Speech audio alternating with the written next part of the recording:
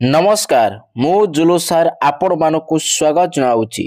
जुलूस सार YouTube channel को षष्ठ श्रेणी विज्ञान बहिर आज आम सप्तम अध्याय जीव जगत पाई वायुर गुरुत्व यही विषय आम तार जिते प्रश्नावली प्रश्न उत्तर रही आलोचना करिबा।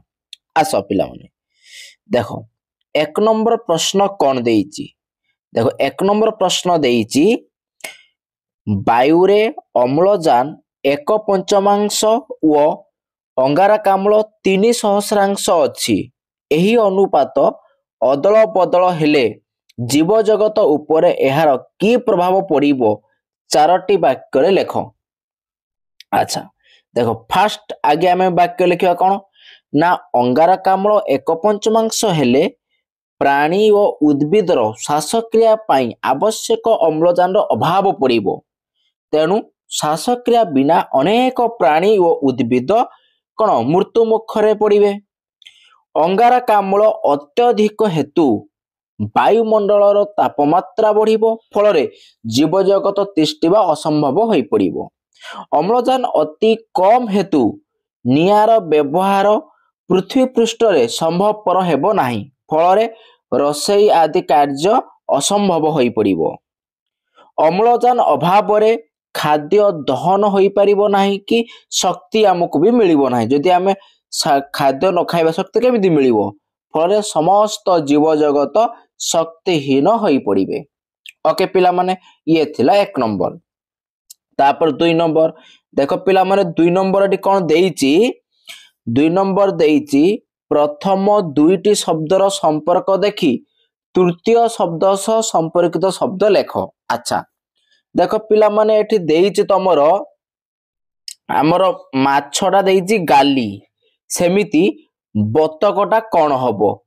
बतक कोन हबो रे पिला माने फुसफुस कोन हबो रे ना बतक हबो फुसफुस। ओके फुसफुस ओके बस। तापर देखिबा ख जिया चर्म। अच्छा जिया चर्म हेले असर्पा कौन हबो असर्पा हबो श्वासरंध्र कौन हबो असर्पा हबो ना श्वासरंध्र श्वासरंध्र। ओके अच्छा तापरे अर्किड मूल अस्वस्थ कौन हबो ना अस्वस्थ हबो तमरो स्तम कौन हबो रे पिला माने ना स्तम। ओके अच्छा तापर देखिया मनीष फुसफुस सेमिति उद्भिद कौन हबो उद्भिद हबो सेही स्तम। ओके उद्भिद हबो स्तम अछि हैला बस। तापर आमे देखिबा जिबा नेक्स्ट 3 नंबर। 3 नंबर कौन देइछि पिला मन देखो 3 नंबर देइछि गोटिए बा दुईटी वाक्य रे उत्तर लेख। क रे देइछि माछ श्वासक्रिया किपरि करे रे पिला माने ना जल रे द्रवीभूत अम्लजान को माछ गाली द्वारा ग्रहण करी श्वासक्रिया करे। अच्छा तापर देखिबा ख देला कौन ना अर्किड किपरि श्वासक्रिया करे ना अर्किड गछ अन्य एक गछ उपरे निर्भरशील करी बढ़ी थाए। एमानकर मूल वायु रे झुली थांती वायुरु एमाने जल बाष्परे द्रवीभूत अम्लजान ग्रहण करी श्वासक्रिया करिथांती। तापर देखिबा ग रे प्रश्न देला बेंग शीत दिन रे किपरि श्वासक्रिया करे। बेंग शीत दिन रे माटी तले अधिकांश समय रही थाए सेते बेले बेंग तार चर्म द्वारा श्वासक्रिया करि थाए। तापर देखिबा 4 नंबर। 4 नंबर देला कौन ना कौन 4 नंबर देला क तो से 4 नंबर देला कारण लेख। कर देला माछ को पानी रु बाहर करी आनिले किपरि माछ सॉरी भूल पड़ देनी माछ को पानी रु बाहर करी आनिले किछि समय परे मरी जाए नहीं काहे कि मरे कारण कौन ना माछ गाली द्वारा ଜଳରେ ଦ୍ରବୀଭୂତ ଅମ୍ଳଜାନ ଗ୍ରହଣ କରିକି ଶ୍ୱାସକ୍ରିୟା କରେ। ଏହା ବାୟୁରୁ ଅମ୍ଳଜାନ ଗ୍ରହଣ କରିପାରିବ ନାହିଁ।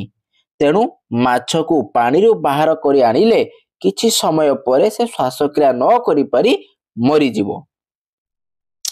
ତାପରେ ଦେଖିବା ଖ। ଖ କଣ ଦେଲା ନା ଖ ଦେଲା ବେଙ୍ଗ ଏକ ଉଭୟଚର ପ୍ରାଣୀ ନାଇଁ। ଆଚ୍ଛା କାରଣ କଣ ନା ବେଙ୍ଗ ବର୍ଷା ଦିନେ ଜଳ ମଧ୍ୟରେ ରହି ଫୁସଫୁସ ଦ୍ୱାରା ଶ୍ୱାସକ୍ରିୟା କରିପାରେ। ବେଙ୍ଗ ଗ୍ରୀଷ୍ମ ଓ ଶୀତ ଦିନେ ଅଧିକାଂଶ ସମୟ ମାଟି ତଳେ ରହିଥାଏ। ଏହି ସମୟରେ ବେଙ୍ଗ ଚର୍ମ ଦ୍ୱାରା ଶ୍ୱାସକ୍ରିୟା କରେ। ତେଣୁ ବେଙ୍ଗ ଏକ ଉଭୟଚର ପ୍ରାଣୀ, ସେ ଜଳରେ ବି ରହିପାରେ ସ୍ଥଳରେ ବି ରହିପାରେ ହେଲା। ଆଚ୍ଛା ତାପରେ ଦେଖିବା ଗ। ଗ କଣ କହିଲା ଜିଆ ମାଟି ଭିତରେ ରହିଲେ ମଧ୍ୟ ଶ୍ୱାସକ୍ରିୟା କରିପାରେ। କାରଣ କେମିତି ନାଇଁ। ଆଚ୍ଛା ଜିଆ ତାର ଅଦାଳିଆ ଚର୍ମ ଦ୍ୱାରା ଶ୍ୱାସକ୍ରିୟା କରିପାରେ। ଜିଆ ମାଟି ଭିତରେ ରହିଲେ ମାଟିକୁ କଣ ଫାପସା କରେ, ଫଳରେ ମାଟି ଭିତରକୁ ବାୟୁ ଚଳାଚଳ କରେ। ଏହି ବାୟୁକୁ ଗ୍ରହଣ କରି ଜିଆ ଆର୍ଦ୍ର ଚର୍ମ ଦ୍ୱାରା ଶ୍ୱାସକ୍ରିୟା କରେ। ଆଚ୍ଛା ତାପରେ ଦେଖିବା 5 ନମ୍ବର। ଦେଖ ପିଲାମାନେ 5 ନମ୍ବର ଦେଲା କଣ ନା 5 ନମ୍ବର ଦେଇଛି କ ସ୍ତମ୍ଭ ଖ ସ୍ତମ୍ଭ ମିଳେଇବା ନାଇଁ। ଆଚ୍ଛା ଦେଲା ଏଠି କଣ କ ସ୍ତମ୍ଭରେ ଦେଲା କଇଁଚ ନାଇଁ, ସୁନ୍ଦରୀ ବୃକ୍ଷ, ଅମ୍ଳଜାନ, ଅଙ୍ଗାରକାମ୍ଳ, ସ୍ତମ୍ଭ। ସେମିତି ଡାହାଣ ପାଖରେ ଖରେ ଦେଲା କଣ ଶ୍ୱସନ ମୂଳ, କାଣ୍ଡ, ଉଦ୍ଭିଦ, ନିଶ୍ୱାସ, ଚେର, କାଲି। ଓକେ ଆଚ୍ଛା ଆକୁ ଆମେ ଯୋଡ଼ିବା ହେଲା। ଆସ ଯୋଡ଼ିବା ତାହେଲେ କଣ ହବ ଦେଖ ନା ଆଉ ଟିକେ ଉପରୁ ଦବା ନାଇଁ। ହଁ ହେଲା ଆସ କଣ ଯୋଡ଼ିବା ପିଲାମାନେ ଦେଖ ତୁମର କଇଁଛ।